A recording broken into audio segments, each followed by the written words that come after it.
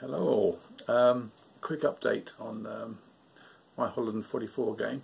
I'm about a third of the way through, just about to do the German half of turn 7. So quite a good time for a bit of a catch up. As I mentioned before, it's really a game that starts off with 4 independent engagements. You've got the 30 Corps coming on the map, 101st getting dropped around Eindhoven, 82nd at Nijmegen, and of course the 1st Airborne at Arnhem. And gradually, as 30 Corps progresses, these 4 engagements will slowly merge into, I suppose, hopefully for the Allies, 1. And the Germans have got to prevent that from happening. So going into turn 7, so I've done the Allied turn. I'm not sure whether the Germans would be too happy or not. They've conceded Eindhoven, and the Allies are across the canal, the Wilhelmina Canal, just north of Eindhoven. In fact, they've got 3 bridges over it, 1 which they had to repair and 2 which didn't blow. So they've linked up with the Screaming Eagles, who are therefore in supply, because at the end of turn 5 the airborne formations lose their supply status. Only the freshly dropped ones drop with a turn of supply.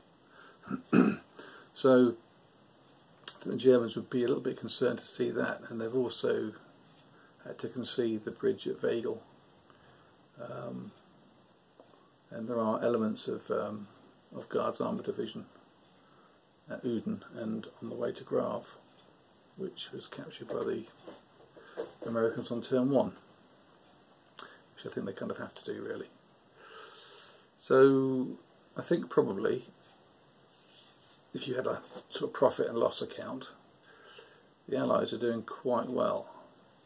Been pretty unlucky with the weather, actually. They've had 2, they rolled quite poorly on turn 3, which is the first turn you roll and you get a modifier, but I think they got a 5 or 6 or something, and meant that one of the turns was overcast. They got a little bit dropped on the cloudy. But unfortunately for them, turn 6, which was the next AM turn, they rolled better, even with the +2, and still managed to get some troops down, which included the Polish Parachute Brigade, which had quite a good landing.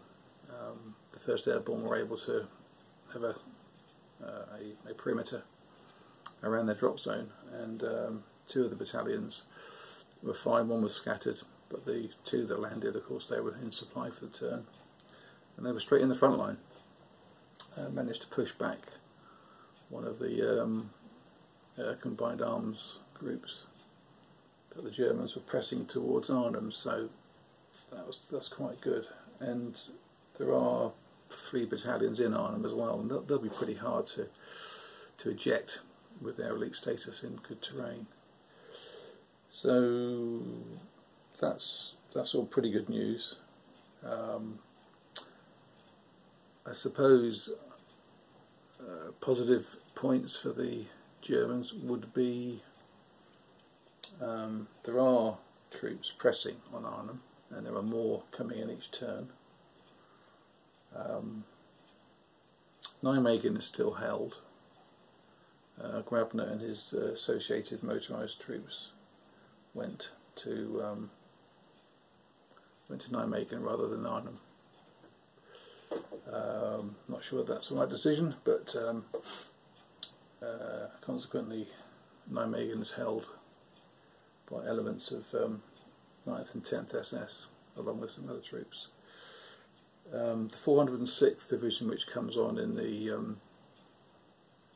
east, pressing against 82nd Airborne, they had some initial success, but they've been pretty roughly handled by the American paratroopers. primarily because they are a green formation, and so when the powers counter-attack, they were getting a couple of shifts. In fact, we'll still get a couple of shifts, but of course are now halved in attack strength because of their supply status. So maybe the 406th has done as much as it can at the moment until they get some more troops. There's a constant stream of German elements entering the map from the western side, trying to press on the main road, just to get some Zocs on the road to prevent the Allies from having a free run. And there are a few armoured elements from the 107th Brigade, which is some Panthers and some mechanised infantry, which are trying to push up towards Weigel. But it's a nice game. I think it's easy if you play it in probably a couple of big sessions. I've been playing it sort of piecemeal, which means that I tend to forget some of the rules I just checked on the previous turn because I haven't played it for a day or so, and then the ageing brain doesn't retain everything which it used to. So I tend to go and double check stuff. So if you're just playing it face to face, I don't know you do it in a day. It's one of the shorter games in the series. I think you probably would need a weekend to play it at a good pace. And I think some of the special rules would become more burnt in if you were just playing it as in one continuous session. But yeah, I'll show you the map and talk you through, just to illustrate some of the points I've been talking about. I would say at the moment, I haven't played it enough to know, but I think the Allies are doing quite well. But time will tell. You can see 30 Corps has completely raced down through Eindhoven. These two off-map areas, A and over here L, become Allied controlled turn 7. So there's no threat to the flanks from there now. But there are a number of German units here which are making a bit of a nuisance of themselves, and these are the formations moving up towards Erp and then on to Weigel, where the Allies have the bridges.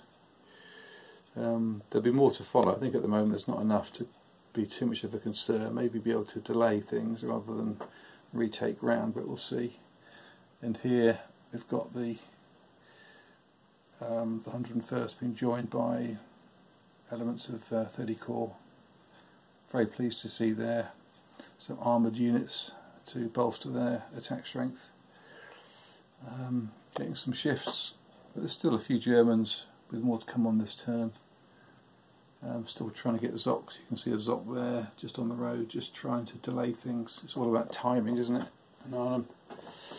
So Grave still held, waiting for the relief column, and around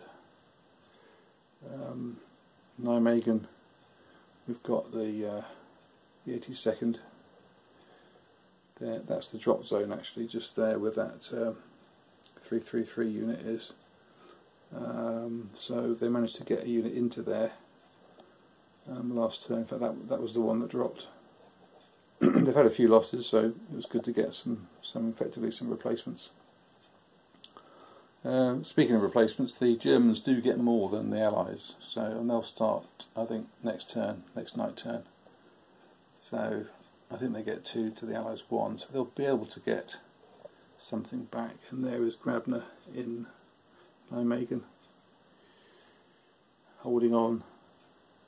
It's probably okay at the moment because, as I say, the powers are halved in attack, so it's probably okay until the supply situation is sorted out. And in this one we've got Germans coming in over the ferry, one step at a time. More guys coming directly into the eastern outskirts of Arnhem.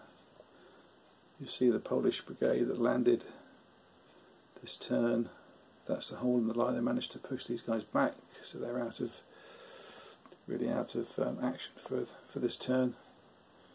And there's the perimeter, which is slowly shrinking a little bit, but still held. So there you go. I'm going to push on with it. Maybe do another quick report after another 7 or 8 turns, and if it's not concluded, I'll do one right at the end.